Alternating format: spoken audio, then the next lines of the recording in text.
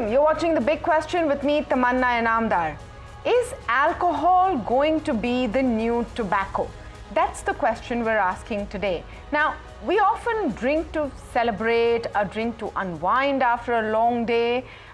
In India, more and more, and of course, over the world, alcohol is part of a cultural system.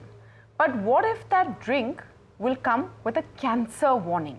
For years, you've seen cigarette packs carry graphic images and a sign that says smoking is injurious to health.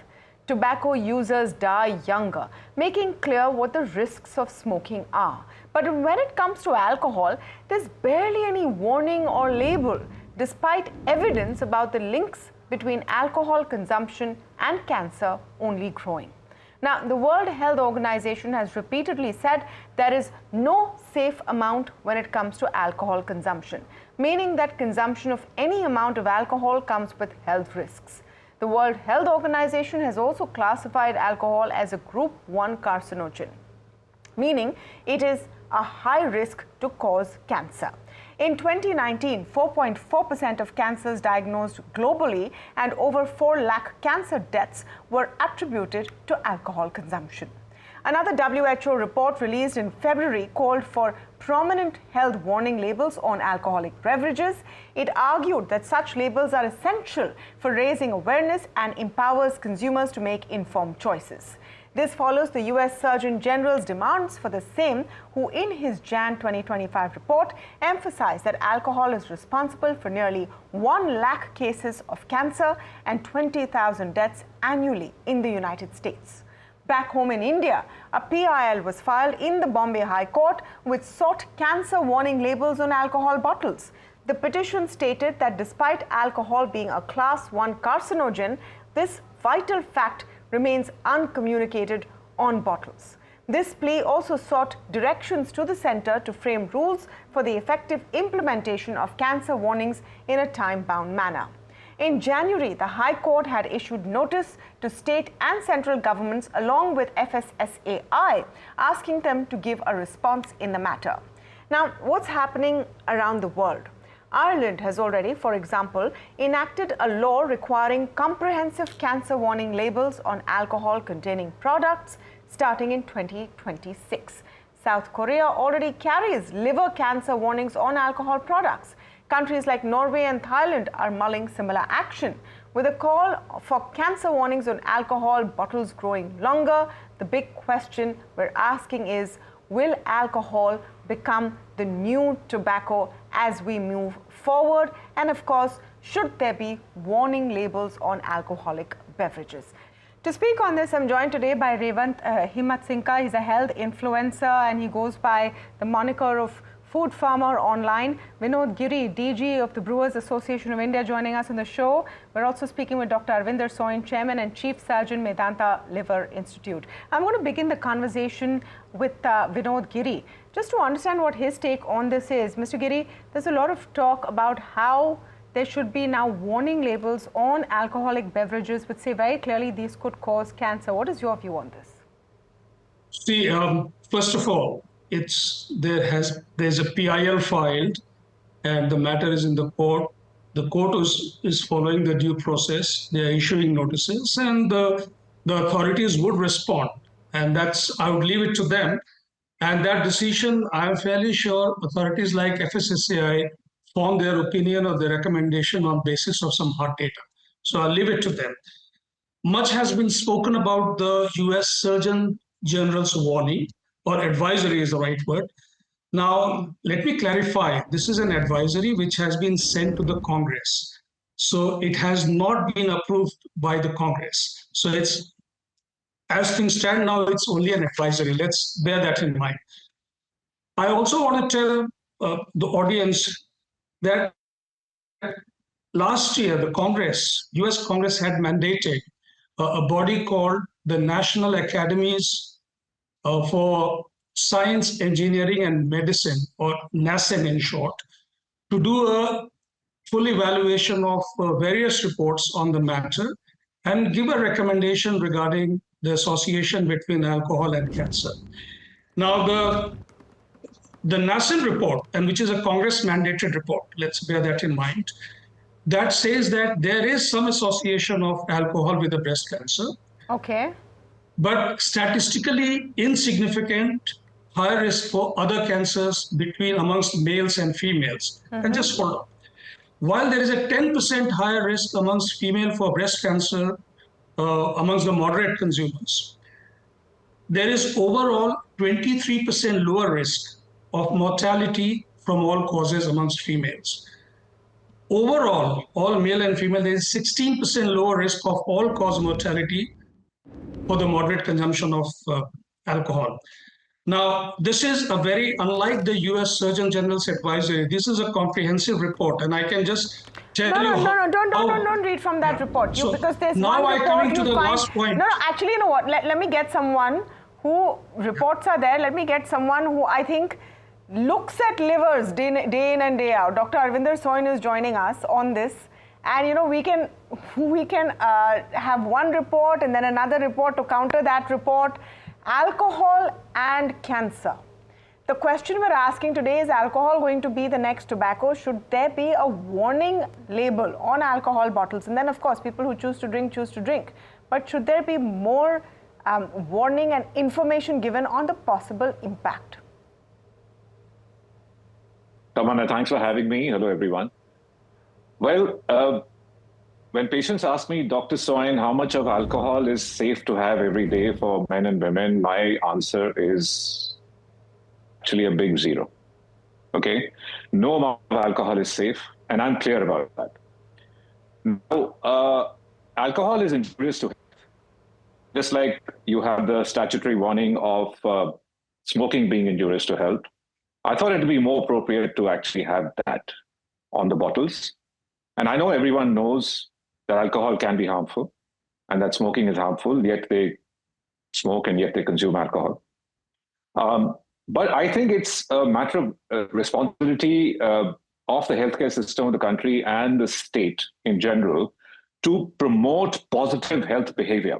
And not having alcohol is one positive health behavior that should be promoted. I'm firmly of that view. Now, in terms of the harm it causes, it's clear that it causes liver disease, pancreatic disease, it can cause brain disease, heart disease, and cancer, right? The kinds of cancer it causes, it causes liver cancer for sure, and it increases the incidence of all GI cancers, right from the throat to the colorectal, like throat, esophageal, and stomach and colorectal cancer. There has been an increased incidence of breast cancer. So medically, there is irrefutable evidence that excessive alcohol can actually lead to all these health problems. And I'm completely for having a statutory warning on the bottle saying that excessive alcohol can be injurious to health. There's nothing wrong with that. It's only going to help the community.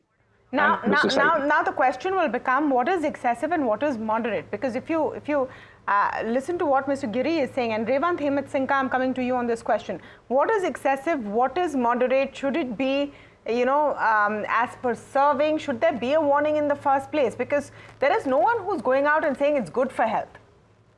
That is clear. The question is, how bad is it? Yeah, in my opinion, there should definitely be a warning label. Once again, there is no argument for why there should not be a warning label. Like if you have a pro and con list, it can only potentially benefit. Having a warning label can only potentially benefit the end user. It cannot harm the end user in any way having that warning label. So it's a no-brainer to have a warning label.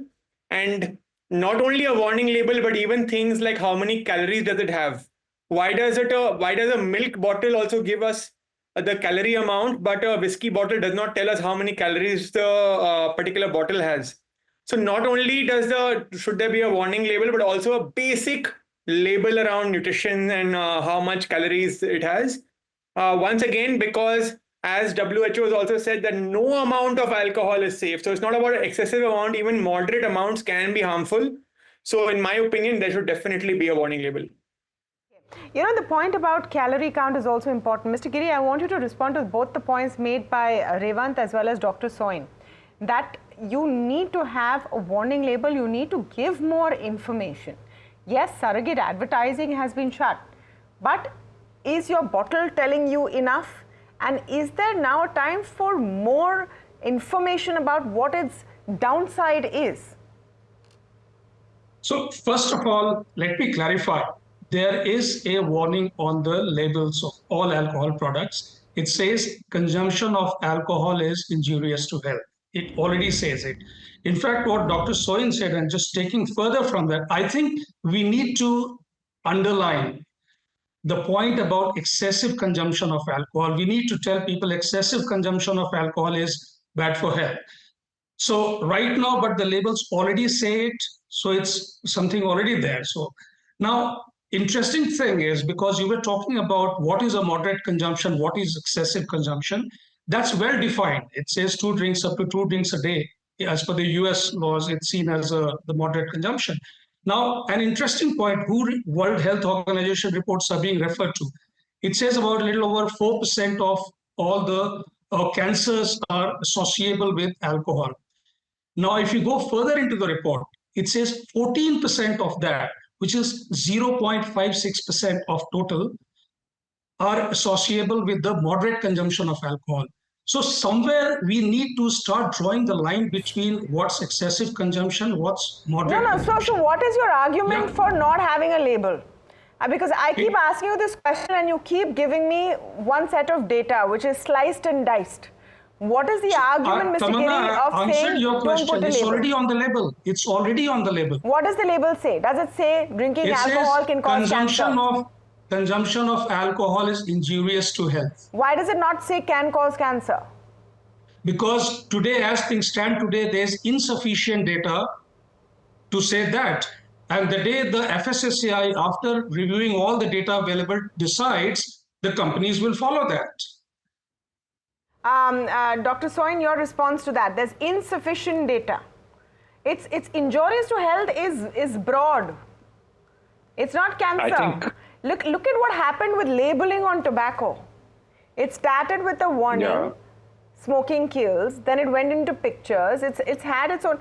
By the way, not that it has really reduced sales of tobacco either.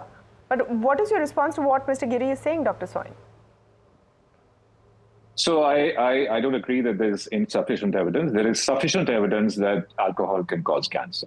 There is no doubt about that. It can precipitate cancer, it can cause cancer, and it can also be an additional factor in causing cancer, people who are predisposed in other ways, like genetically, inflammation from other causes. So I think that actually when you're, like I come back to my previous statement, promoting positive health behavior. Now, when it comes to that, if you say that alcohol can cause cancer, you're not wrong at all.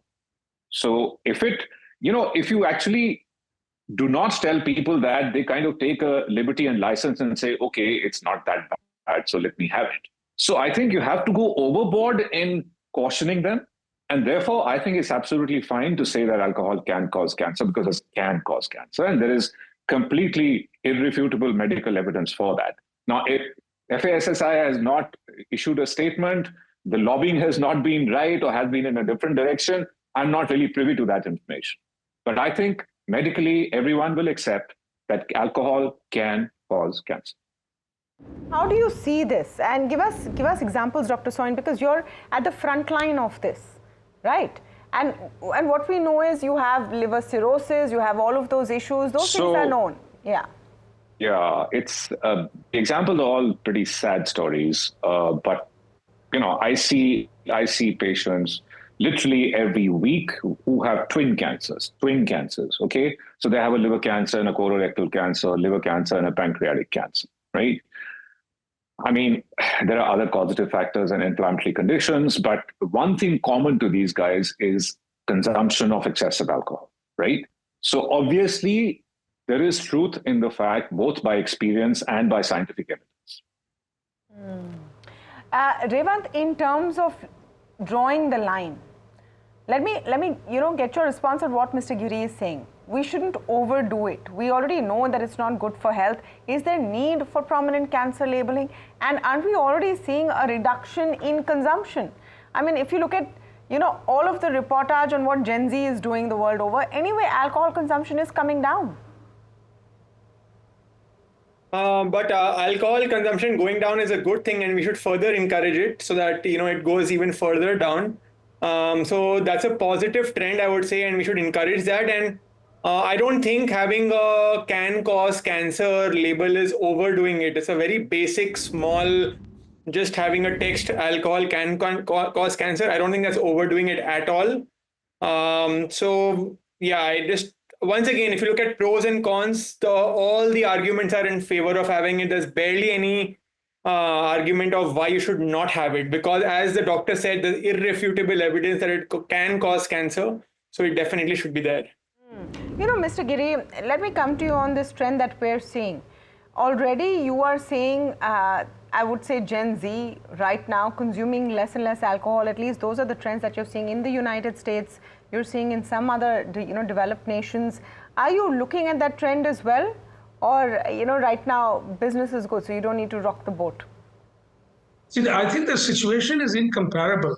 The per capita consumptions of alcohol in India are insignificant compared to some of the countries you're talking about. So it's not really apple to apple comparison.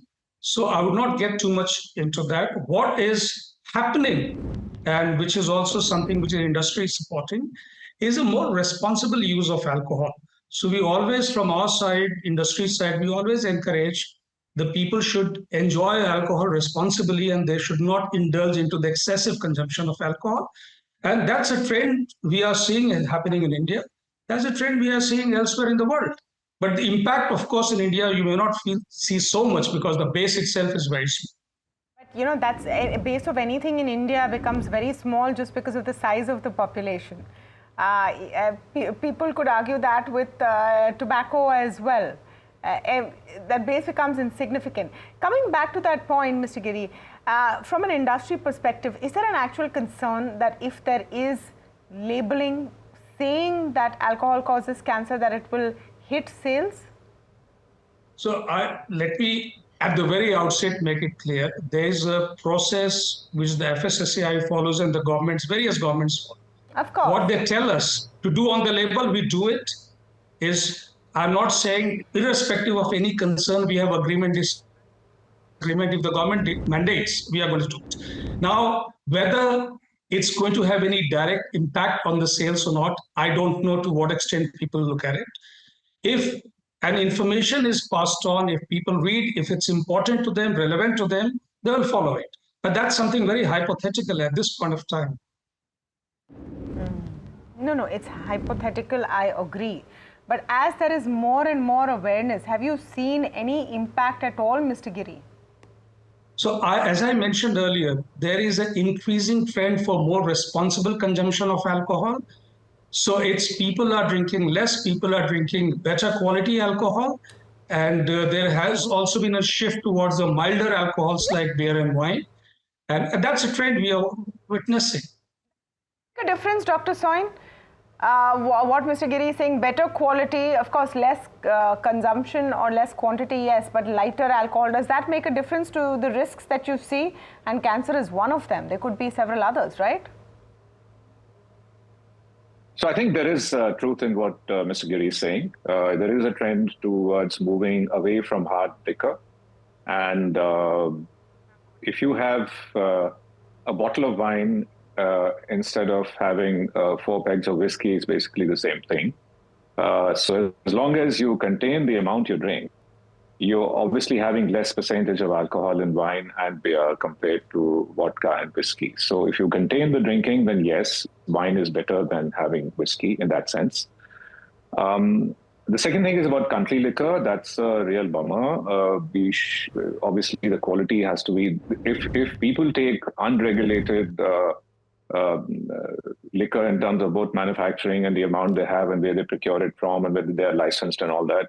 Obviously, it's a huge health concern in India. And in fact, I suspect they are all off the radar. So when Mr. Giri talks about the per capita consumption of alcohol, a lot of the country liquor is not factored in.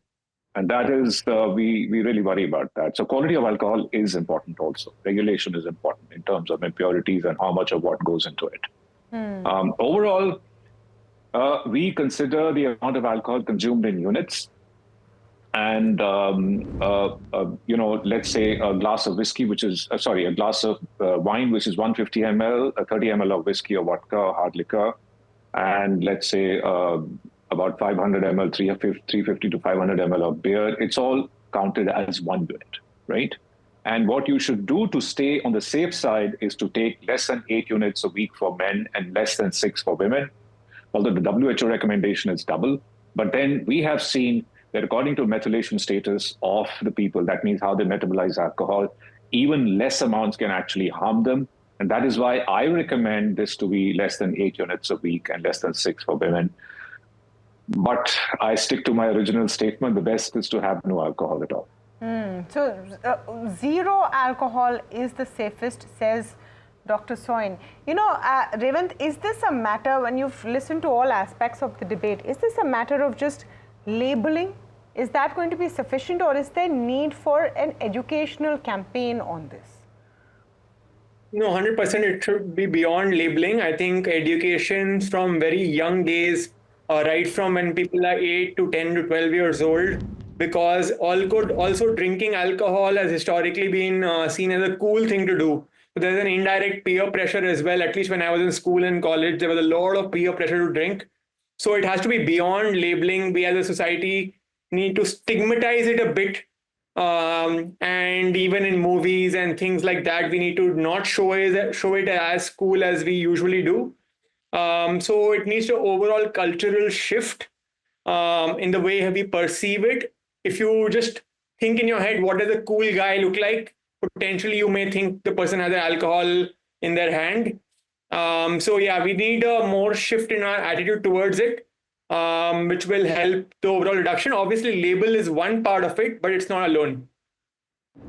And also the cultural shift to show that it's cool, the social acceptability, that you need this to socialize, to go out with friends, to enjoy at a party.